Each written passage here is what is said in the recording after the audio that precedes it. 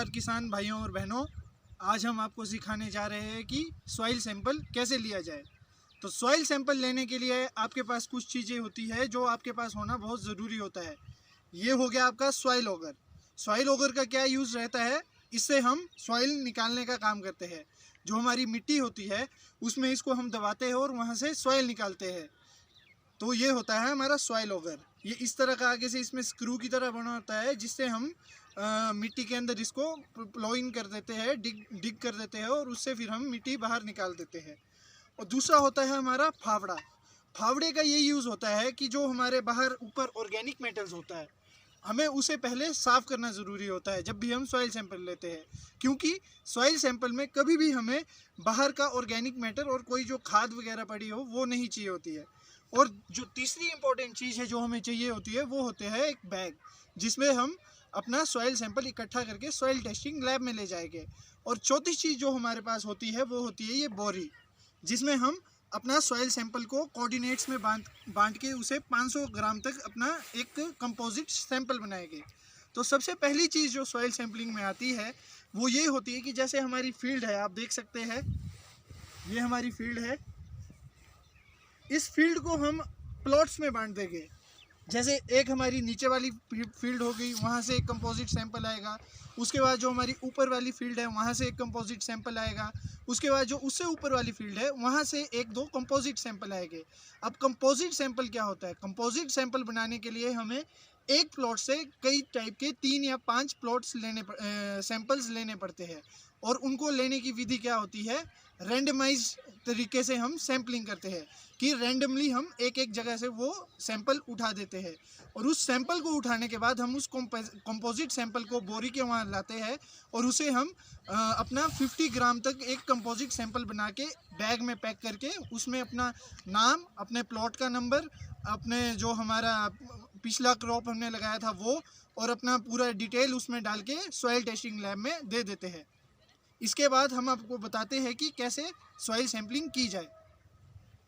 मृदा परीक्षण के लिए जब हम सॉइल सैंपल इकट्ठे करेंगे तो कुछ विशेष बिंदु है जिनमें हमें विशेष ध्यान रखना होगा। जब आप सॉइल सैंपल लेने जाए तो जो सॉइल के ऊपर आपके ऑर्गेनिक मैटर या कुछ भी ऐसे घास वगैरह पड़ा है उसको साफ़ करना बहुत ज़रूरी होता है। तो उसके लिए हम क्या यूज़ करते हैं? फावड़ा। ऐसे को हम अपना जो हमारा ऊपर सॉइल का ऊपर वाला हिस्सा होगा वहाँ से सब घास वगैरह साफ़ कर देंगे। एक बार जब हमने घास वगैरह हटा दी तो अब देखिए ये सॉइल ऊपर से बिल्कुल साफ़ है। इसके साथ जब अब हम सैंपल इकट्ठा करेंगे तो ये चांसेस बहुत कम रहेंगे कि साथ में घास या इसके साथ जो हमने इसमें ऑर्गेनिक मैन्योर्स डाले हैं, खाद डाली है, वो भी हमारे सैंपल के साथ में आ जाए, जो हमें गलत रिजल्ट देते हैं उनके आने के चांसेस कम हो जाएंगे। भाइयों, जब हमने एक बार फावड़े से मिट्टी को साफ़ कर दिया, सरफेस को साफ़ कर दिया, उसके बाद दूसरा जो हमारा स्टेप आता है वो आता है कि हम सॉइल सैंपल कैसे लें। उसके लिए हम फावड़े का उपयोग भी कर सकते हैं, फावड़े का यूज़ भी कर सकते हैं, या हम सॉइल ऑगर का यूज़ भी कर सकते हैं। सॉइल ऑगर को जब हम यूज़ करेंगे तो उसको यूज़ करने का तरीका कुछ इस तरह का होता है। जहाँ से आपने सैंपल लेना है वहाँ पे आपको इस ऑगर को ज़ोर से मारना होगा।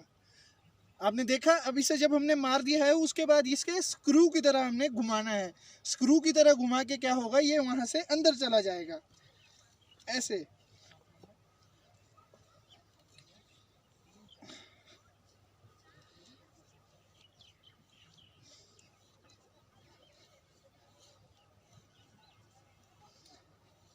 जब सॉइल ऑगर हमारा सरफेस से नीचे तक डिग हो जाए उसका मतलब ये है कि जो हमारा 15 सेंटीमीटर तक का सॉइल का सरफेस है वहाँ तक ये पहुँच चुका है और वहाँ से हमारा सॉइल सैंपल ऊपर को ले आएगा। उसके बाद जो नेक्स्ट स्टेप आता है हमारा, हमने सॉइल सैंपल को ऊपर को लाना होता है, जिसमें कि हम ऑगर को ऐसे खींचेंगे और जो हमारा सॉइल है, देख रहे हैं आप, तो जो हमारा सॉइल है ये भी उसके साथ आ जाएगा। उसके बाद इस सॉइल को हम जो हमने प्लॉट सिलेक्ट किया होगा वहाँ से हम 5-5 अलग स्पॉट से ऐसे ही सॉइल सैंपल को इकट्ठा करेंगे। और सॉइल सैंपल्स को इकट्ठा करने के बाद हम उसे अपना एक कंपोजिट सैंपल बनाने के लिए 5 जगह से जब हम सैंपल ले जाएंगे तो उन्हें कंपोजिट सैंपल बनाने के लिए हम उसे ऐसे बोरी में एक तरह इकट्ठा करके रख देंगे। सर,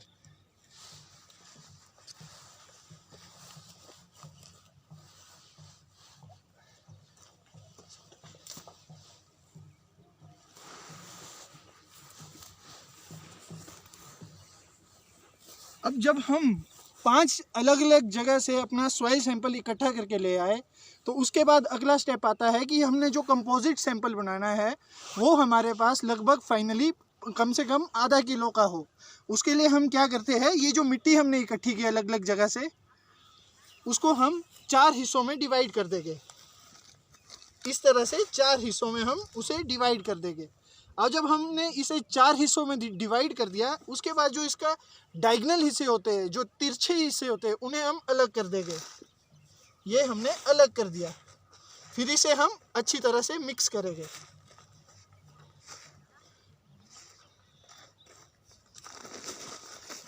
मिक्स करने के बाद अभी भी ये मिट्टी हमारे पास 500 ग्राम से ज़्यादा है, तो इसे 500 ग्राम करने के लिए अच्छी तरह मिक्स करने के बाद भी हम इसे दोबारा से डायगोनली डिवाइड करेंगे। अब दोबारा से हमने इसे 4 कोऑर्डिनेट्स में डिवाइड कर दिया, तो इस बार हम ऑपोजिट जो इसके कोऑर्डिनेट्स होते हैं उन्हें अलग करेंगे। अब ये भी हमने अलग कर दिए और ये हमारे पास फाइनल जो सैंपल की मिट्टी है वो बची। अब ये जो मिट्टी हमारे पास बची, ये लगभग अभी भी ये 500 ग्राम से ज़्यादा है, तो इसे हम दोबारा से डायगोनली डिवाइड करके अलग कर देंगे। अब ये जो हमारे पास फाइनल मिट्टी बची, ये लगभग 500 ग्राम के आसपास है। और इस 500 ग्राम में आपने ध्यान ये रखना है कि जो आपका घास होता है या जो आपकी प्लांट्स की जड़ें साथ में आ जाती है, उन्हें अलग कर दीजिए, क्योंकि जब हम इन्हें भी सैम्पलिंग के साथ ले जाते हैं तो जो हमारे रिज़ल्ट आते हैं मृदा परीक्षण के, वो गलत आते हैं। अब हमने ये जब 500 ग्राम इकट्ठी कर ली मिट्टी, उसके बाद इसे हम एक बैग में डालेंगे और उस बैग में डालने के बाद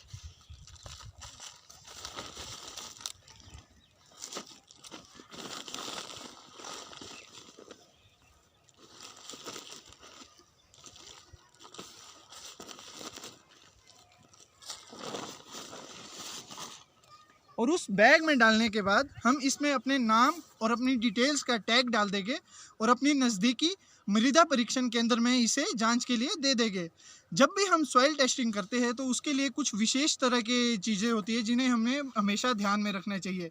जैसे कि जब ज़्यादा बारिश पड़े उसके बाद कभी सॉइल सैंपलिंग ना करें। जिस भी हम अपने औजार का यूज़ सॉइल सैंपलिंग के लिए करें वो हमेशा स्टेनलेस होना चाहिए, या अगर उसमें आयरन का बना हो तो उसमें पेंट लगा हुआ होना चाहिए।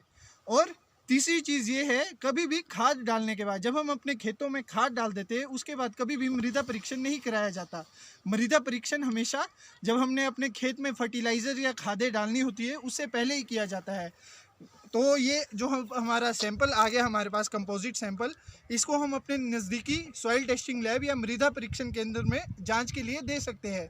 जो हमारी सॉइल टेस्टिंग लैब्स होती है ये डिपार्टमेंट ऑफ एग्रीकल्चर में भी अवेलेबल होती है, CSK HPKV पालमपुर है वहाँ पे भी अवेलेबल होती है, और जो हमारा डॉक्टर YS परमार यूनिवर्सिटी है सोलन में, वहाँ पे भी ये सॉइल टेस्टिंग की फैसिलिटी अवेलेबल है। और साथ ही जो हमारे कृषि विज्ञान केंद्र होते हैं वहाँ पे भी सॉइल टेस्टिंग लैब की फैसिलिटीज़ अवेलेबल है। तो जैसे आप जानते हैं कि जो हमारे प्रधानमंत्री श्री नरेंद्र मोदी जी है, उन्होंने एक स्कीम चलाई है स्वस्थ धरा तो खेत हरा। इसीलिए मृदा परीक्षण को कराना बहुत ज़रूरी है, क्योंकि अगर आपकी धरा स्वस्थ रहेगी तभी आपके खेत खलिहान भी हरे भरे रहेंगे। धन्यवाद।